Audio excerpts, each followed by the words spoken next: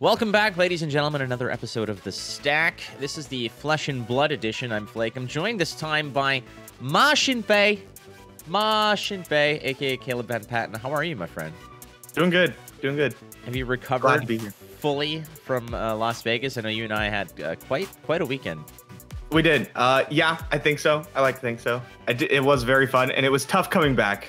It was like, I have to, do work again. Yeah, you got to be an adult at a certain point and just go ahead and actually start, handling your responsibilities. Vegas is one of those places where you can just kind of tuck those away, leave them in the, leave them on the plane, because when you're out there, it's a whole different world. But I will add in another brand new meme. I'm going to add this to this, so we'll put this up on the screen for those who are not aware, but another meme generated. This one wasn't as fiery as the Indianapolis one, but this one was pretty good. Could you just walk us through this photo here? So I crashed on your guys' couch for the last night because my room ended the night before my flight left. And then you gave me the grand tour and you showed me it's a really cool bathroom in this hotel. It's really cool. It's really big, very modern, lots of glass, very just very cool looking. But the problem with this modern look is that if you're standing in the shower and you look out, you can literally just see the entire master bedroom. So there you were sitting. I said, here, just sit here, because it turned showering into a spectator sport, which was pretty good. All right, so the rules. Basically, I'm going to give you 9 statements, and they either resolve as in you agree, or they fizzle as in not going to happen. So first statement, my friend: team-based tournaments are the best kind of events. Resolve. Not close. Are they the most competitive? I don't think so. What I found was that there was less of a try-hard sweatiness to it and more of a camaraderie, let's have a theme, let's have some fun, which I was all about. It's just a good time. It's just a good time. If you're looking for try-hard sweaty events like Pro Tours, and I assume Nationals is probably the place to get it, Callings can be try-hard, but the EV on Callings is already so bad that most people who go, even the competitive crowd, you go just to have a good time. You go to play the game at a higher level, hang out with your friends, see people you don't normally get to see, and team-based events let you just take that to a whole nother level. And yeah, I think they're so great. Iyslander is the best hero in Uprising Limited. Okay, all things being equal, you have a pool that's a C plus B. I'm gonna go with Fizzles. I think she's not. Caveat, I think she has the potential to be the best. I can see where you're coming with that, because again, all things equal, the problem with Iyslander is that if you do have a good pool, if you've got 12 to 13 blues, she's almost nearly unbeatable. It's nuts. Yeah. However, if it's just mediocre, that's where she falls off, because it's hard to actually generate much offense when you don't have that kind of fuel that you need. Iyslander will be highly competitive in Classic Constructed. I want to say Resolve so badly. Okay, so I'm gonna spend the first month playing her. I do not have the highest of hopes. I think until Prism rotates out, it might be tough. So I'm gonna go with Fizzles. I don't think she's gonna be highly competitive in Classic Constructed. I think that's a good option, definitely. I think that she's not necessarily quite there yet, but I'll be watching your career quite intent. Because I really want it to be. But if you take down an RTN with Iyslander, that changes the whole game. I don't think she's gonna be bad. I just don't think she's gonna be a top 4 hero. 4 heroes is enough to launch the Living Legend format. Fizzle. Absolutely not. What are you thinking, nope. 6, 8? Probably 8. Do you really want to play against Starvo every other round again?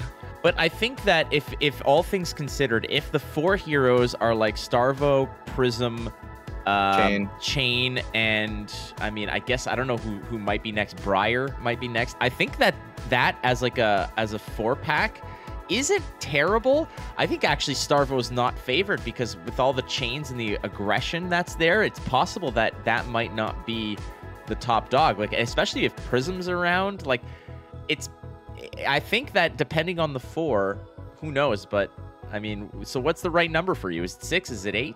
6 to 8. I think what's important for me in playing a format, and I know a lot of people, is like the choice of what you get to play. And I feel like if people are forced into a pick, they like will just want to play the format less. And if people don't want to play the format, there's no format, right? Like, would a tournament with those 4 be like a terrible tournament? No, absolutely not. Especially because I think there's no ban list, right? So it'd be like, you'd have like Ball Lightning Briar, you'd have Seeds of Chain, Seeds of Agony Chain, and like that'd be a really, really interesting format. But, you know, Mr. Azalea player over here doesn't want to play it. You know, your Brute lover doesn't want to play it. It's just hard. Uprising has too many collectible treasures between the marvels, the full arts, the this, the that. There's just too many things, and it kind of dilutes the coolness of pulling one of those. I see where you're coming from. I'm gonna go with it. Fizzles. I think right now in pre-release, we're having a bit of almost sensory overload with all these cards, especially because we didn't, like, we knew kind of what they all were, but like, did you remember every Marvel in the set? I certainly didn't. I opened one and I was like, I didn't know that was in the set, right? And so, yeah, I think like right now they're just like all kind of, oh my God, there's so many things. But then like once we all start opening boxes and stuff, it won't be like that anymore. And there's no first edition and unlimited for this set, right? Like it's just all Uprising. So I think I think and I hope over the course of the set that it kind of balances out. I think right now it just feels like there's maybe a little too many. Jameson shots should never be chased with pickle juice. Ooh, that one absolutely resolves. Pickle juice is disgusting. Thank you. Pickles are disgusting. I'm not gonna say any names here, but some people apparently like their Jameson shots with pickleback, and it's not acceptable. We should ostracize them from the Jameson shot taking community. Either Dromai, FAB, or Iyslander will win the Pro Tour in France.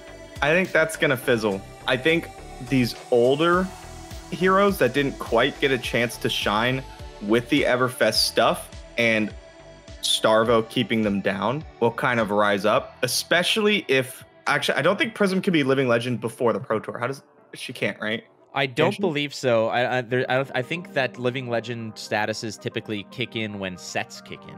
So okay, yeah. But I think like Starvo rotating out lets these older heroes do a little bit better, and I'm sure there's gonna be like some super busted stuff with the new heroes. I don't know. I got my money on like honestly maybe another Guardian or like Briar or something. Those are really good options. I think that Briar is certainly gonna be a big player again, but I'm really looking at even old school Bravo. Yeah, Bravo old. People were testing it yesterday, and I was like, this looks really good. Definitely, with tectonic plating and being able to sort of pitch on a turn that you don't like to get, you know, just constantly being able to cycle your hand. You won't necessarily have Crown of Seeds. Oldham is the other one to look at, but being able to dominate an attack and toss a pummel on top is a pretty gross thing. 2 draft sets and 1 supplemental set per year is the right recipe. I think it's close enough to the right recipe for it to resolve. Maybe another kind of something in there would be nice, something small. But like Aria was what, a year ago? About it was like October, I think. September, October of last year, yeah. That's when I started playing was Aria release, and this was too long. Fizzled out of that limited set like 6-7 months ago. Just been craving something new. I feel like a lot of other people have been the same way. But like, look at the fanfare and the reception that this, you know, the premiere event at Vegas got, where everybody was just there because they were so horny for like limited, right?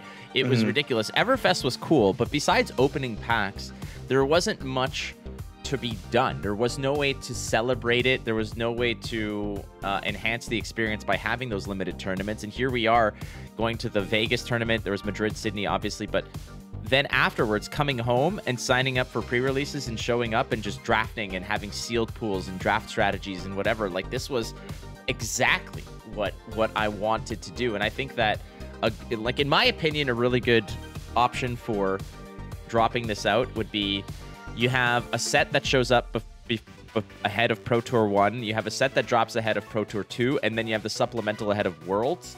And that, I think, to me, is enough of a shakeup to get things kind of rolling for, you know, major tournaments. And then there's a bunch of the callings, but That's kind of my envisionment of what I agree with you. How long would that be in months between draftable set 1 and draftable set 2? Every 4. I think that between draft set 1 and 2, it would probably be about 4 months, and I think that those are fine, and I think that's okay. And then you have the supplemental to shake things up, usually around like October, November, ahead of Worlds. You give people a good 3 to 4 weeks ahead of Worlds to figure stuff out, which some people might say is not a lot of time, but ultimately, if you're the best in the world, you should be able to get things done. And then the cycle, repeats itself in February, March, new set ahead of whatever, and you move from there. I think that is probably the best little way to do it. I like that. I like that a lot. Plus, if you ever want people to tune into your Pro Tour or whatever, having it be the first high-level event after a set releases is the best way to do it, because everybody watches it. Exactly. Everybody will be tuned in to see what the pros are doing and how they interpret the cards and how they should come together. Ties should be double losses. Ooh, all right. That, I think, is going to fizzle. Draws being double losses is the biggest feels bad, and coming from a different card game, it's the biggest WTF moment in the entire game, I think. Is it the worst thing on the planet? No. But I would really like to see, I don't know, maybe something kind of in the middle. Well, they introduced the whole concession or conceding a match ahead of the time, but then you have to, as soon as the time hits zeros, you can no longer concede. The game has to resolve. And I don't like that rule. I think that, that was recently added. I feel like there should be a situation where once things are, because it's basically when the clock clock goes to 0, whoever's turn it is finishes their turn, and then there's another turn on top of that. Mm-hmm. And usually in those cases, it almost never resolves. It never resolves. No. I think once did it ever actually complete. That I've ever witnessed. But mostly, I think that there should be a situation where, a player has the opportunity to concede the match and actually kind of, where the last turn's okay, there's no winner. You're ahead by 10. I was never going to win this game. Why am I going to take you down on the ship with me? I think that should be a thing. I think that this is, like you mentioned, this is probably the most, the most staining aspect of tournament play is getting that draw. And it's brutal. It is brutal. Well, MajiinBae, aka Caleb Van Patten, thank you so much for doing the stack, my man. We'll talk soon down the road, and good luck on your Iyslander endeavors, my friend. Thank you. My Iyslander trials. we'll catch you soon. I want that picture of you with your gold foil and your Iyslander, and that's how it'll be. I'll get one. All right, buddy. I love you so much. We'll talk to you soon. See you guys later. Don't forget, you're not losing if you're learning, so see you next week on the stack. Bye.